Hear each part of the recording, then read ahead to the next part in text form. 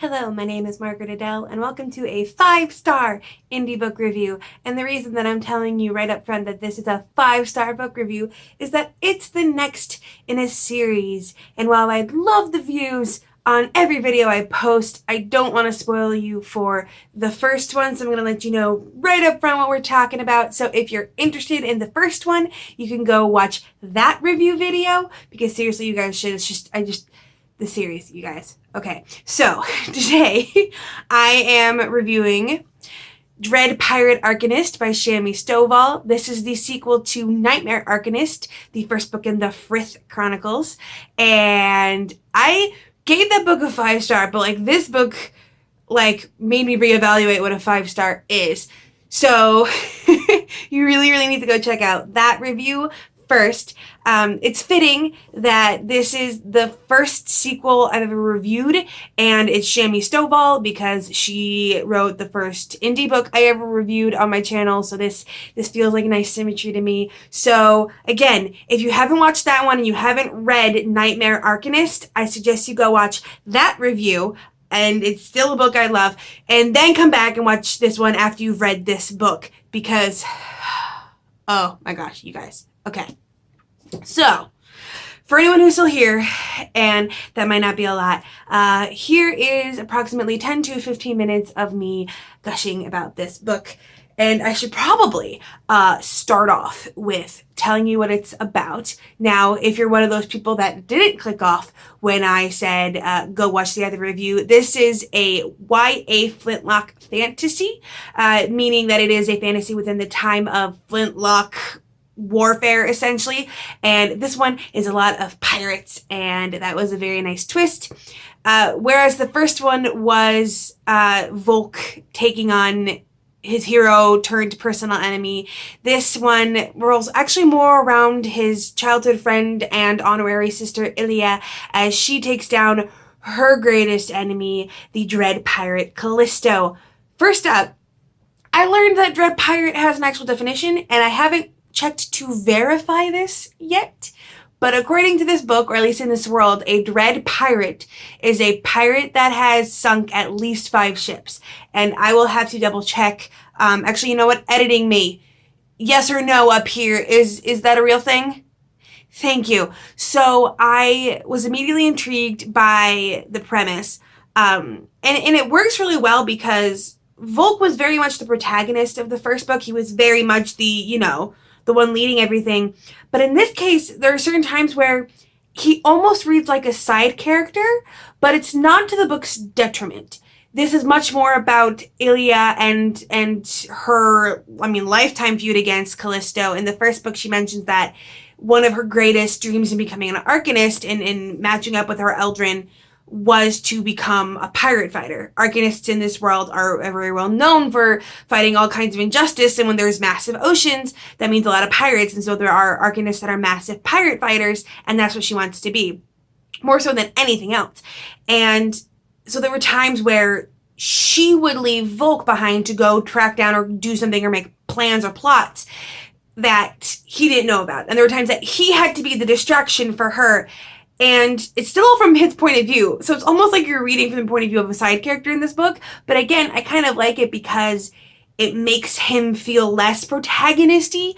It makes him feel more like part of a group than the first book did, where the first one, it was really more focused on him. And I would love, and I think it's possible to see moving forward, each of the apprentices in the group kind of get their book, kind of get their chance to be the person leading the narrative. It's really tending towards there. The apprentices, unfortunately, didn't come through that early in the first book. It was not totally halfway through, but at least a third of the way through before they were even introduced. And that meant 4 new characters that you hadn't seen. And then there, of course, was their teacher and other characters. So you didn't really get much into them. But in this case, it was all about the interplay between the apprentices and fleshing out their characters more, and characters that kind of seemed like two-dimensional now get more background. My personal favorite was, I believe the name is meant to be pronounced Adelgis or Adelgis, but I think it's Adelgis, who was this quiet kid that really in the first book functioned as exposition, because he's the kid whose father knows all about Eldrin and magic and the world, and so he would kind of have the facts of whatever was needed at the time. So in the first book, he was much more of like a tool of the story of the world to build it rather than anything else. And in this case, you have some major reveals about his exact relationship with his father and his own abilities or lack thereof and his own insecurities, and it's really adorable. He's even more of a soft boy than Volk is, and Volk was already a lot of a soft boy, but I liked him. Hexa continues to be, she's probably the closest thing to a two-dimensional character of the apprentices so far, only because she's so confident and so sure of herself that you haven't quite gotten a lot more beyond that yet. But I didn't necessarily need every apprentice to have like a deep, dark backstory, so it's fine. But I'm just saying in the future, like, I would love to see, you know, Adele just get his, you know, time trying, you know, fighting back an enemy of his father or something, and that kind of thing. I also am liking Zaxxas more and more, and I just like these names. Like, these names are just fun. They're weird enough to be fantasy names, but not so weird that you're, like, trying to, like, tilt your head to read them, you know, with, like, commas or apostrophes in weird places for weird accents. Like, there's none of that, but they definitely look like, you know, fantasy names, and I appreciated that. What else? I could talk about this forever. Ooh, okay. So I love books that are unapologetically queer, that, like, you know, punch down the door and be like, we're here and we're gay. But I also am a fan of those books where there's, like, a quiet reveal that, like, JSYK, his character loved someone of the same gender before, and that was probably one of my favorite parts of the book. It wasn't totally unrelated to the plot. It actually kind of explained something about one particular thing, and I'm trying to be vague here because I don't obviously want to reveal exactly which character it was, but I love that there's this kind of, like, you know, yeah, I had, you know, I you know, might have been or am still into the same gender as me, and Volk is kind of like, huh, okay, and we move on, and I appreciated that. I also really, really loved Zelfrey. You dwell a little bit more in his backstory, and I mean, I'm always a fan of the gruff yet lovable mentor figure who might, you know, hem and haw and growl and, you know, get to work, but at the end of the day, he genuinely cares about his apprentices, and you got to see a lot of that. I also love, and I mentioned this before, a lot more of this was piratey in the first book. So much of it is spent on the Isle of Ruma, and then so much of it is spent in big cities, and boats, for the most part, were just a way to get to and from.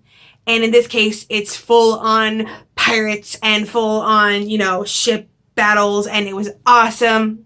New creatures that I loved, and a whole new, like, set of creatures, because pirates in this world kind of have, like, I mean, they're evil, and they kind of, like, low-key have evil Eldrin, things like kappas and manticores and gargoyles and what else, wendigo, so, like, all of, like, the evil poisonous / man-eating ones, and I love that. I love that there were, like, evil Eldrin, and overall, I just love the sheer amount of Eldrin there are, and I mentioned this in the first one, but just, like, literally every kind of, like, magical creature you could think of probably exists in this world. Now, it's not exactly the way you imagine them, but I love that. I love that they're very sentient beings with, like, thoughts and feelings, and they can add, you know, encouragement or help make decisions. Nickolin is my favorite, the little white Rizzle who basically looks like a ferret, who's just so sure of how awesome he is. Like, best side character. I need me a Nickolin to remind me that, yes, I am fantastic, and yes, the world will notice. But in general, the Eldrin were not exactly the same as their Arcanist. Like, it wasn't just, you know, copy paste the personality. They were different, but they also kind of had a complementing thing where, you know, Ilya, who's very quiet and unsure of herself and the scars on her face, has Nicolin, who's so sure he's fantastic, and you will recognize it. And that kind of thing I adored. It's just, there's just something about going back to a world that you loved the first time and getting to see more of it. And a lot of my effervescent praise probably has a lot to do with the fact that I'd been feeling very, not lost, but like I wanted something familiar, because throughout, you know, all of the month I spent reviewing new books, I was constantly getting new information, and it's been a while since I've jumped back into a series that I loved before. I might have mentioned before, I probably should have mentioned before at some point, I don't continue a series unless it's at least 4 stars or over. I just don't have the time to commit. And to find a series that I love that I can then repeatedly go back and review the next in the series, the next installment, I love.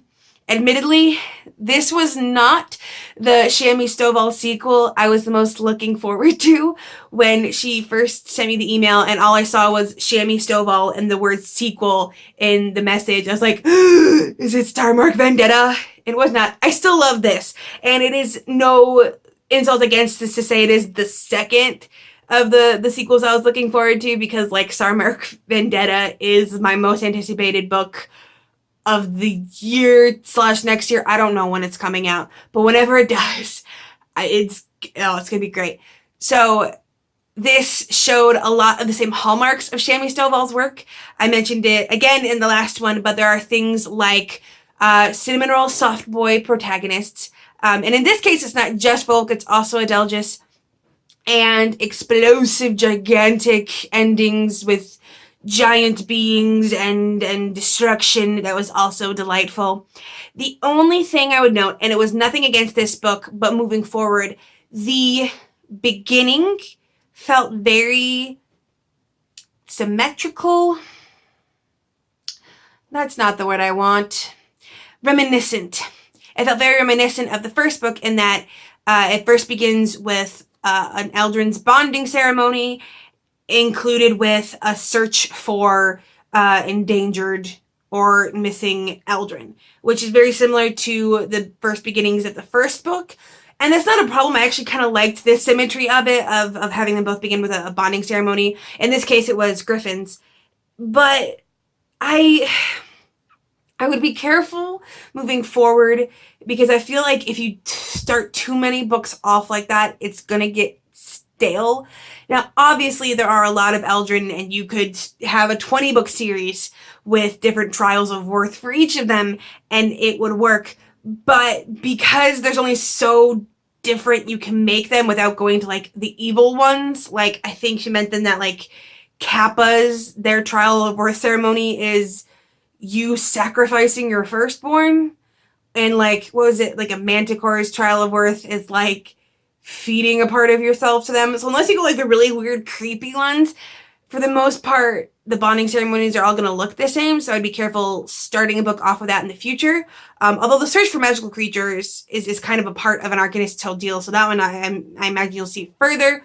Again, I would love to see a kind of each apprentice gets to take the initiative plot-wise and have the agency of that narrative, even if it's still seen through Volk's eyes, to get to know each of them a little bit better. I loved getting to know them a little bit more and seeing the group dynamic a little bit more solidified. It definitely feels like they've moved forward as a group. I believe, if I remember correctly, this is 8 or 9 months after the end of the first or the beginning of the first. I can't remember, but we're definitely like a good half a year past it, and the growth in the characters and their powers is there enough to look like things have changed, but not so much that we're like jumping years into the future. In general, I just loved this so much. Like, just so much. I like, beyond the be wary of reusing the same premise in the future, like, I don't have much else for to say about it. This copy, and again, I believe this an arc? This might be, I don't remember. The only thing that I would say, and this is not part of the actual plot. The page numbering was weird, which is probably not on Shammy as much, but like there'd be times where like it would be like page 149, and then I would skip the page and it'd be like page 145, and it'd be like so I don't know how many pages this actually is. The last page says 429, but like I don't know what that means because I don't know if all the pages even out. But it was still a quick read. I still could read more or less 2 pages a minute, which is my fast speed, not absurdly fast, but my fast speed. And I just, so good. I don't know how many people have reached this part in the video because I'm hoping that everyone that didn't read this went and read the first one / watched the first review / both. But if you're still here, thank you. I'm just so happy right now. This is so good. I loved it. So, still closed to review requests as of right now. The goal is still the end of September. And the more I think about it, if I push, I think I can make it work. I think I can get out at least one more review before the readathon starts. And then I'm reading a review book for the readathon. So I should be good enough to be open by the end of September. That's the goal. And I really hope I can get there. So please let me know if you have ever enjoyed jumping back into a world as much as I have enjoyed this one. If you read the first book, what did you think? If you watched a whole review of a sequel for a book you didn't read, why? I don't think I'm that intriguing to watch that I'm worth spoiling your enjoyment of a book over. So thank you so much for watching, and with nothing else to say, I hope you have a wonderful day and a marvelous tomorrow.